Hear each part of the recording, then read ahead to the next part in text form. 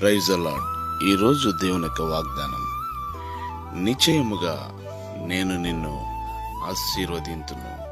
హెబ్రీయులకు రాసిన పత్రిక 6వ అధ్యాయము 14వ వచనం. ప్రియులారా, దేవుడు మనల్ని ఆశీర్వదించగా ఆ ఆశీర్వాదము ఎన్నటెన్నటికి ఆశీర్వాదకరముగానే ఉంటుంది.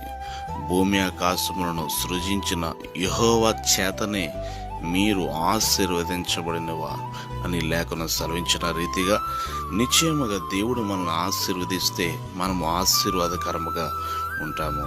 అందుకనే అబ్రహాము గారికి చెప్పారు, నేను నిన్ను గొప్ప జనముగా చేస్తాను, నిన్ను ఆశీర్వాదకరముగా చేస్తాను, నీ ద్వారా భూమి మీద ఉన్న వంశములన్నీ ఆశీర్వదించబడతాయని ఆయన తెలియపరిచారు. కనుక దేవుని మాట విందాం, దేవుని చేత ఆశీర్వదించబడదు. మీకు ప్రార్థించేది దేవుడు రాజు.